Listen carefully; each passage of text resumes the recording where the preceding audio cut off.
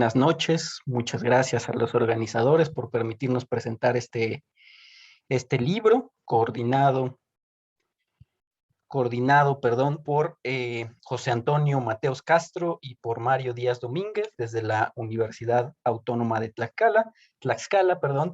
El libro lleva como título La dimensión hermenéutica de la razón en la filosofía. Fue publicado el año pasado eh, por la editorial Torres y Asociados, si no mal recuerdo, no lo tengo a la mano, una disculpa. Bueno, he preparado una breve presentación sobre el libro, algunos comentarios y críticas que me hubiera gustado plantearle a los autores. Si en algún momento tengo oportunidad, me gustaría escuchar sus respuestas. Pues bueno, doy paso a la lectura del texto que preparé.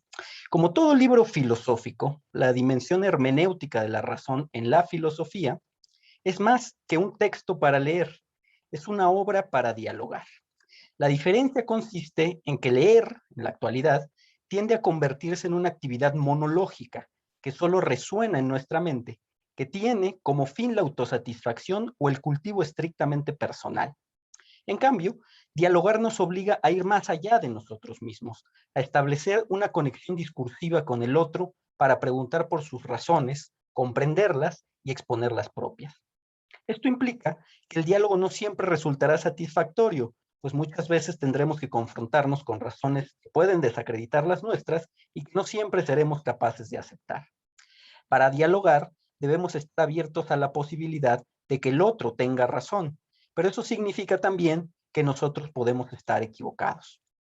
Quizás por eso rehuimos del diálogo, pero aún, quizás por eso solo preferimos comunicarnos con quienes sabemos que de antemano comparten nuestro modo de pensar más o menos idiosincrático. Evadimos la confrontación dialógica con el otro, porque no sabemos si de esta saldremos bien librados en las creencias y las opiniones que solemos defender con tanta seguridad. En el mejor de los casos, evadimos el diálogo, afirmando nuestro respeto por la posición del otro, aún sin compartirla o sin creer seriamente que sea digna de ese respeto. En el peor de los casos, escapamos del diálogo, tachando al otro de insensato, idólatra, ideologizado o ignorante. Dialogar con el otro no siempre resulta gratificante. Sin embargo, hay que dialogar. De otro modo, nuestro pensamiento queda destinado a convertirse en una versión cómica de aquella serpiente que engulle su propia cola. Cuando el diálogo se clausura, señala Mario Díaz, uno de los autores y coordinadores del libro, se hace uno dogmático. En cambio, cuando dialogamos, señala José Antonio Mateos, otro autor y coordinador de este libro, la verdad que se da y se comunica es inagotable. Dialogar con el libro que aquí presentamos es importante, además, porque quienes escriben en él son autores cuya proximidad espaciotemporal nos interpela, ambos mexicanos, acerca de los temas que cada uno de ellos aborda. La cercanía con los autores nos convoca a evidenciar consensos y disensos respecto a lo que piensan. En particular, quisiera dedicar esta presentación a tratar de establecer un diálogo con 4 de los autores que me son particularmente próximos como colegas de la Facultad de Filosofía de la Universidad Autónoma de Tlaxcala. En el primer capítulo, intitulado La hermenéutica de Gadamer en el alba del pensar, Mario Díaz Domínguez nos propone una reflexión a partir del problema planteado por los filósofos preplatónicos acerca del inicio como una vía para pensar la posibilidad de otros comienzos. En otros términos, nos propone dialogar con los fundadores de la tradición filosófica occidental más que para rehabilitar su empresa originaria, para ayudarnos a proyectar una alternativa a nuestro presente. Con ello, el autor del capítulo quiere hacer patente la dimensión ontológica práctica de la hermenéutica de Gadamer. Su tesis es que la comprensión dialógica del problema del inicio en los primeros filósofos nos permite plantear el problema del nuevo inicio y, así, mantener la esperanza en la transformación de nuestro presente. Mario Díaz ve en el retorno dialógico a los orígenes de la filosofía una posible vacuna contra uno de los grandes males de nuestro tiempo, la muerte de todo lo venerable y lo respetable. La esperanza que podemos albergar sería la de reelaborar un sentido de lo supremo o de lo noble que ciertamente se ha disipado en nuestra época. Por supuesto, la esperanza no consiste en restaurar un pasado caduco, eso sería nostalgia. La esperanza consiste en la innovación futura frente a una actualidad decadente. Cito a Mario Díaz. Debemos traer a la memoria la génesis del pensar, no para repetirlo, sino para abrir otro sentido en la actualidad, hoy más apremiante que nunca. Fin de cita. Mantener la esperanza tiene una justificación práctica, pues el costo de renunciar a ella es el conjunto de actitudes típicas de una persona e incluso de una sociedad desmoralizada, a saber, el nihilismo, el relativismo y la indiferencia. La reflexión de Mario Díaz es pertinente e interesante.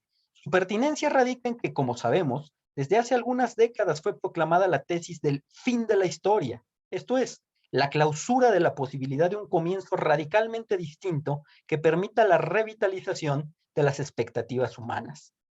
Dicha tesis no significa que nuevos acontecimientos serían imposibles, sino solo que cualquier acontecimiento histórico estaría enmarcado de ahora en adelante por las instituciones democrático-liberales que han conseguido triunfar en el mundo occidental.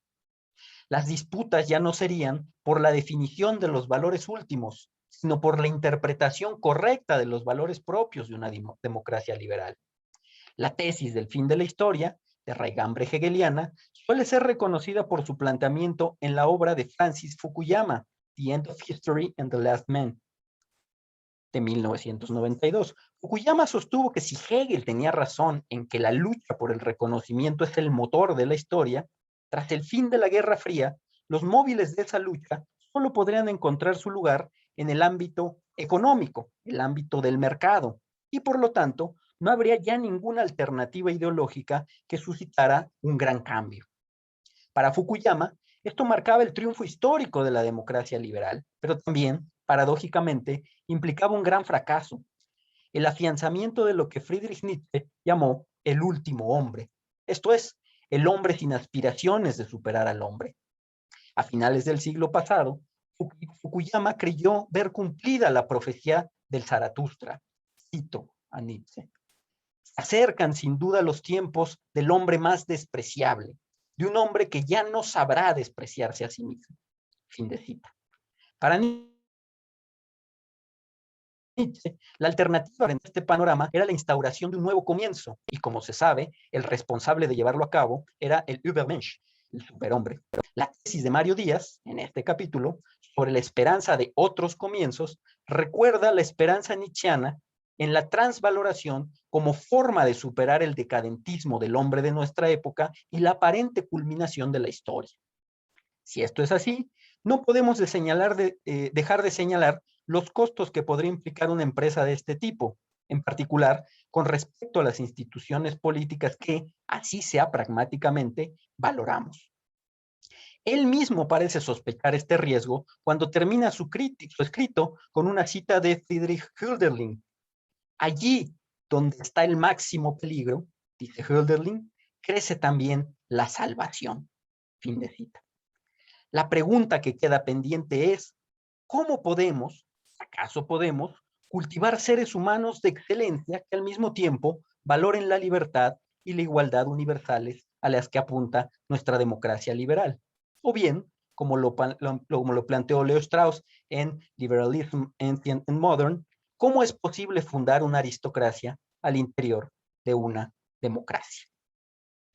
El segundo capítulo, escrito por José Antonio Mateos, en conjunto con Rocío Lucero Muñoz, lleva por título La hermenéutica filosófica de Hans-Georg Gadamer como orientación metodológica para la construcción del estado del arte.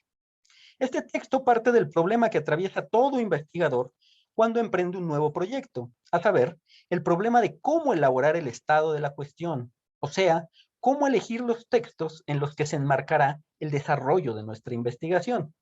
El capítulo se divide estratégicamente en dos partes. En primer lugar, la exposición de la concepción de la hermenéutica en Gadamer y en segundo, la aplicación práctica de esa concepción para describir la formulación de un trabajo de investigación. Así, Este escrito a cuatro manos se propone mostrar la utilidad de la hermenéutica gadameriana para la práctica de la investigación académica. Por ello, se sitúa creativamente en el campo de la filosofía de la educación. La tesis del capítulo es que, si bien es cierto que Gadamer no desarrolló una metodología, y más bien fue crítico de la noción misma de método, su hermenéutica ofrece algunas orientaciones útiles para seguir en la investigación. En efecto, como señalan los autores, cito, esta hermenéutica filosófica no es una teoría sobre el método, más bien es una teoría de la experiencia humana del mundo. Fin de cita. En este sentido, la descripción de la hermenéutica gadameriana parte de experiencias que todos podemos verificar. Los seres humanos somos seres dotados de lenguaje. Como tales, buscamos comunicarnos con otros. Sin embargo, muchas veces esta comunicación es ambigua. Por ello, es necesaria la hermenéutica, pues de otro modo no puede darse, cito, el milagro de la comprensión, que es una participación en el significado común. Fin de cita. La hermenéutica, entendida de este modo, es una práctica constitutiva de la existencia humana. No es una herramienta filosófica ni, por supuesto, un método de especialistas. Lo que sí es propio del filósofo es la reflexión en torno a la práctica hermenéutica, con el propósito de hacer inteligible la experiencia que tenemos durante el proceso de comprensión y, por ello mismo, arrojar luz en nuestra propia autocomprensión. En este sentido, José Antonio Mateos y Rocío Lucero Muñoz, los autores del capítulo, nos presentan una descripción de algunas de las principales categorías hermenéuticas dispuestas por Gadamer: precomprensión, diálogo y fusión de horizontes.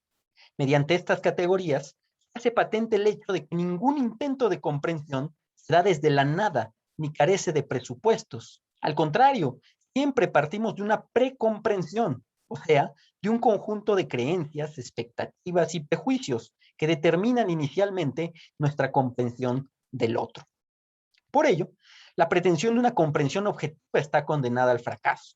No obstante, si estamos realmente dispuestos a comprender al otro, tenemos que establecer un diálogo en el que nuestra precomprensión tendrá que verse necesariamente trastocada. Ciertamente, durante el proceso de acoplamiento entre el discurso que queremos comprender, por un lado, y nuestras creencias, expectativas y prejuicios, por el otro, nunca se dará un desplazamiento íntegro de estos últimos elementos.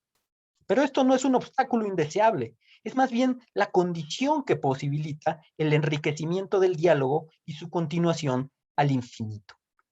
La fusión de horizontes consiste en el momento del diálogo en el que dos significados convergen sin perder su alteridad, para configurar un nuevo significado. A más diálogo, mayor número de significados. A partir de esta batería de categorías y orientaciones hermenéuticas, para no hablar de método, los autores del capítulo ejemplifican el caso de su aplicación en el desarrollo de una investigación académica sobre Condorcet y la Ilustración. De tal forma, nos muestran cuál fue el proceso de elaboración del llamado estado de la cuestión o estado del arte, pero nos invitan también a reflexionar sobre nuestros propios procesos de investigación.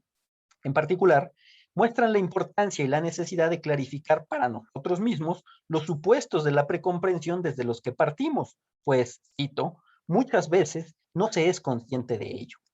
Fin de cita. Frente a la abstracción en la que solemos movernos los estudiosos de la filosofía, por no llamarnos vanamente filósofos, la propuesta de José Antonio Mateos y Rocío Lucero Muñoz nos lleva al plano más concreto de nuestro quehacer académico. Al respecto, nos obligan a cuestionar ciertas prácticas y actitudes que solemos mantener como estudiantes y a veces como estudiosos de la filosofía. 1. La tendencia obsesiva por mostrar quién tiene la interpretación definitiva de algún filósofo, en lugar de ensayar nuevas aproximaciones creativas y autoconscientes de sus propias limitantes hermenéuticas. Y 2. La renuencia a dialogar con filósofos que se sitúan fuera de nuestra propia tradición e incluso fuera del ámbito propio de la filosofía, en vez de propiciar esos intercambios para enriquecer el horizonte de nuestro discurso. La filosofía no es más que una actividad humana encaminada a prolongar la reflexión y la investigación, pero estas se frenan cuando evadimos el diálogo o nos encerramos en el reino dogmático de la autocerteza. Finalmente, quiero hablar del último capítulo del libro, titulado La concepción simbólico-discursiva de lo social y la política en Chantal Mouffe, escrito por René Vázquez García. El texto reconstruye la propuesta teórica de Chantal Mouffe para comprender lo social y lo político, pero con ello nos introduce también a los debates actuales de la postmetafísica, el postfundacionalismo y el antiesencialismo. Chantal Mouffe, como se sabe, es una pensadora contemporánea que se alinea críticamente a las filas del marxismo. Con Marx, Chantal Mouffe compartió los ideales políticos, el ideal emancipatorio y la preocupación por la justicia social. Contra Marx, Mouffe rechazó los supuestos metafísicos que arrastraba, como buen discípulo de Hegel, su teoría de la sociedad. Como señala el autor, cito, su punto de partida es una concepción del orden social heredera de la lógica post-fundamento inaugurada por Nietzsche. Fin de cita. Marx, en cambio, sigue atrapado en la metafísica de la presencia de la filosofía tradicional, pues a partir de su concepción materialista fundamentaba la totalidad de los fenómenos sociales e históricos en la dialéctica de los modos de producción y de la lucha de clases. La tesis de este capítulo es que la propuesta teórica de Chantal Mouffe nos permite comprender adecuadamente la dinámica compleja, conflictiva y contingente de las sociedades democráticas. La propuesta parte de una afirmación básica. Lo que entendemos por realidad es una construcción discursiva que resulta de la praxis social. Por supuesto, esto no implica negar la existencia de un mundo exterior al pensamiento, sino solo afirmar que los discursos socialmente producidos son, y cito, el horizonte de constitución de todo objeto. Termino la cita. Esto es, que el significado y el sentido de las cosas no son intrínsecos ni universales porque dependen de las maneras en las que los describimos a través de la interacción humana. Así, el problema al que responde la afirmación se inscribe, en el ámbito de la filosofía del lenguaje y de la hermenéutica contemporáneas, no en el de la epistemología ni de la metafísica tradicionales. Respecto de la afirmación básica, son necesarias algunas precisiones complementarias. 1. No hay una sola forma de praxis humana, por lo que no es posible reducir la multiplicidad de formaciones discursivas a un solo discurso. 2. No hay ningún principio subyacente más allá de la propia interacción humana en el que se sostengan las formaciones discursivas, por lo que éstas son autorreferenciales y su verdad o validez depende solo de su coherencia interna. 3. Toda identidad de un objeto es atribuida por el discurso y se define siempre en términos relacionales, no esencialistas. Cito a René Vázquez. Lo discursivo es equivalente al ser de los objetos. Fin de cita. No puede haber un metadiscurso, pues ello implicaría la posibilidad de discurrir al margen de cualquier praxis social, esto es, el punto de vista de Dios. Y 5, por último, ningún discurso puede tener un carácter necesario, pues se deriva de interacciones humanas completamente contingentes. A partir de esta concepción discursiva de la realidad, heredera del postestructuralismo, del giro pragmático del segundo Wittgenstein o incluso de la hermenéutica gadameriana, Chantal Mouffe desarrolló una concepción de lo social y de lo político que pretende poner de manifiesto una complejidad infinita que incomodaría el pensamiento metafísico tradicional.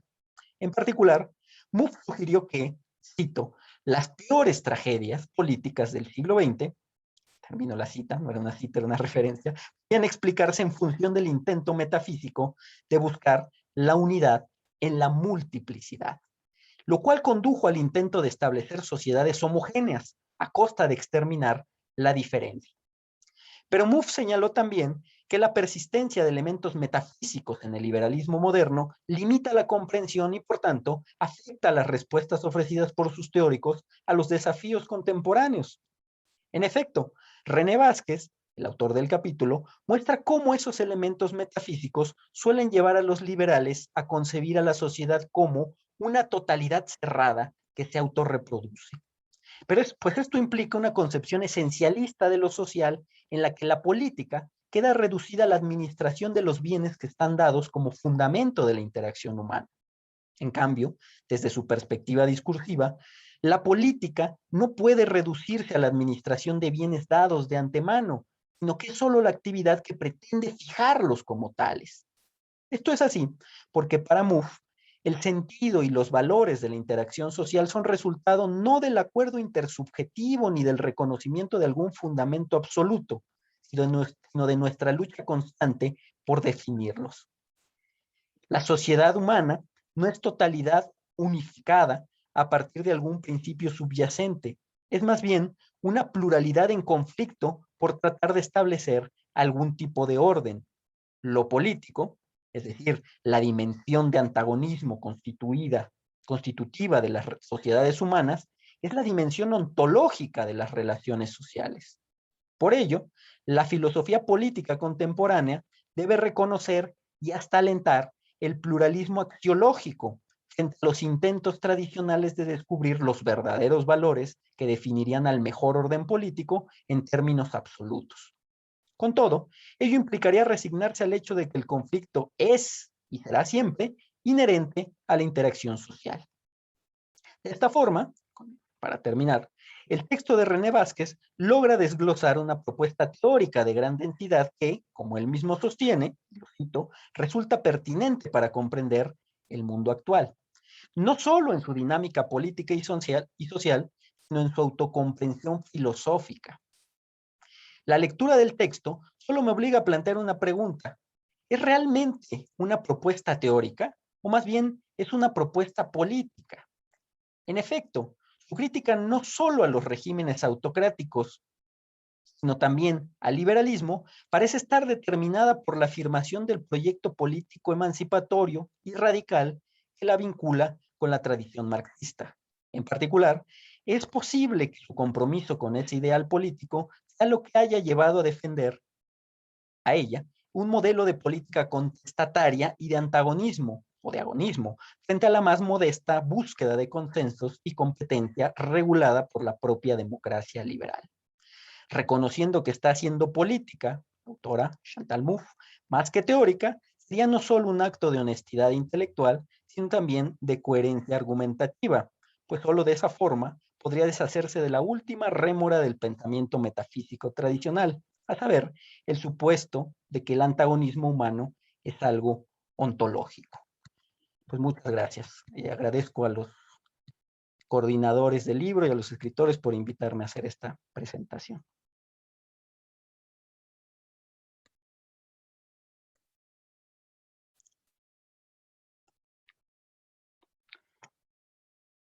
No sé si alguien tenga alguna pregunta, algún comentario. Veo por ahí algunos de los autores conectados. Rocío Lucero Muñoz, José Antonio Mateos. ¿Y qué tal? ¿Qué tal? ¿Cómo estás? Bueno, gracias a todos los que nos acompañan esta noche, por lo menos lluviosa aquí desde Tlaxcala. Pues te agradecemos tus comentarios al texto, Ernesto. Yo solamente quisiera comentar que es una compilación que hicimos desde la Universidad Autónoma de Tlaxcala a propósito de las investigaciones que hace nuestro cuerpo académico, que cultiva la línea sobre paradojas de la razón práctica moderna. Y en ese sentido se convocó y convocamos a colegas de otras instituciones para que pudieran pues vertir, problematizar y dialogar en esta sintonía hermenéutica con, digamos, de diferentes latitudes, situaciones que tienen que ver precisamente con esta dimensión hermenéutica de la razón en el ámbito de la filosofía, solo por destacar algunos textos que ya no se comentaron por cuestiones de tiempo.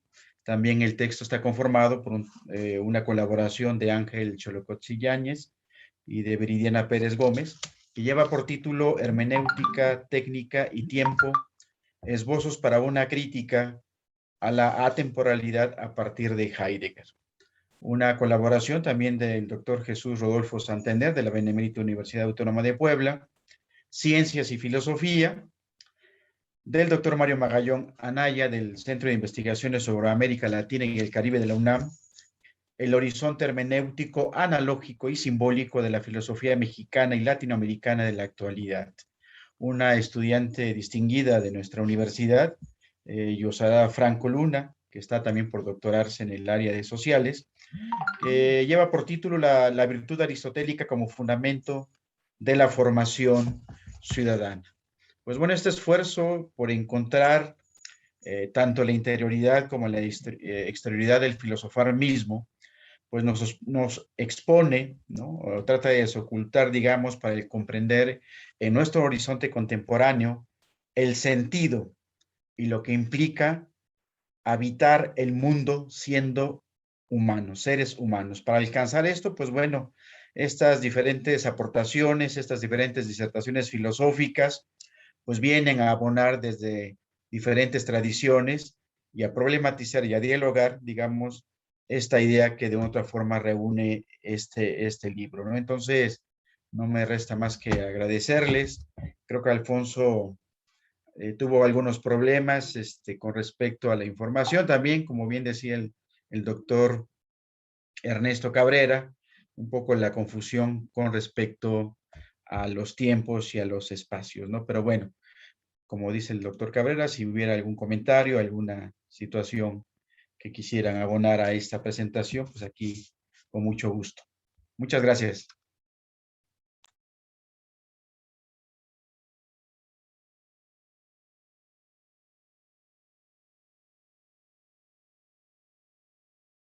No sé si la doctora Rocío quisiera también decir algo como parte de la colaboración, sí, creo que Antonio.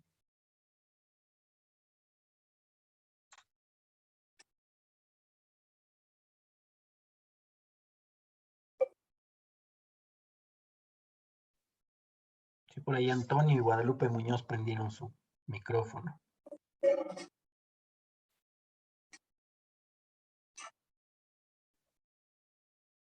Sabemos si por error o quieren hacer algún comentario. Buenas noches. Buenas noches. No sé si me oyen. Sí, claro que sí, Rocío.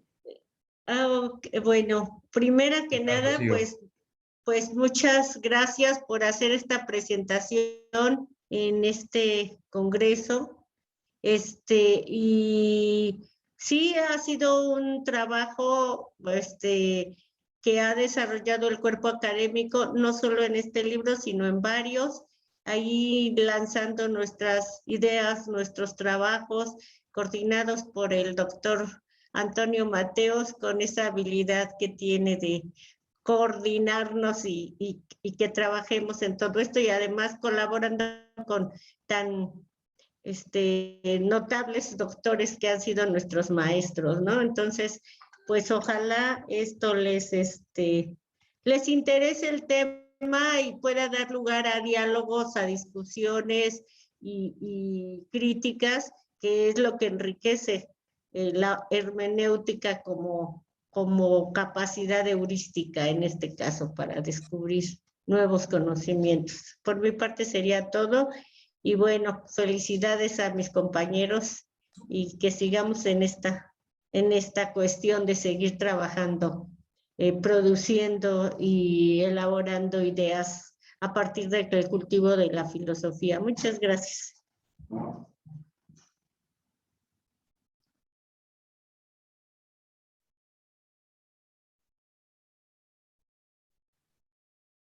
No, pues a ustedes nuevamente muchas gracias por invitarme a presentar el libro. Si no hay más comentarios, pues creo que podemos dar por terminada la sesión. Quizás si nos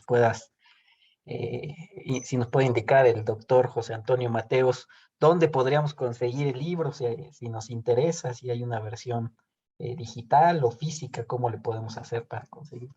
Sí, claro, gracias, doctor Ernesto. Sí, tenemos una versión digital que puede liberar la editorial Monosílabo con su visto bueno y en algún momento estuvo, creo, en Gandhi, Ciudad de México. No sé si haya todavía en existencia, no fueron muchos los ejemplares, pero que desde aquí, desde la Facultad de Filosofía y Letras de la Universidad de Tlaxcala, pues aquí tenemos los ejemplares, ¿no? Quien desee ponerse en contacto con nosotros, ¿no? Puedo escribir aquí mi correo electrónico. Le agradecemos a la maestra Zoila por las felicitaciones. No voy a dejar mi correo electrónico por si quieren comunicarse y podemos ponernos de acuerdo para quienes estén interesados, pues poder adquirir el texto, ¿no? Pues sería simplemente eso.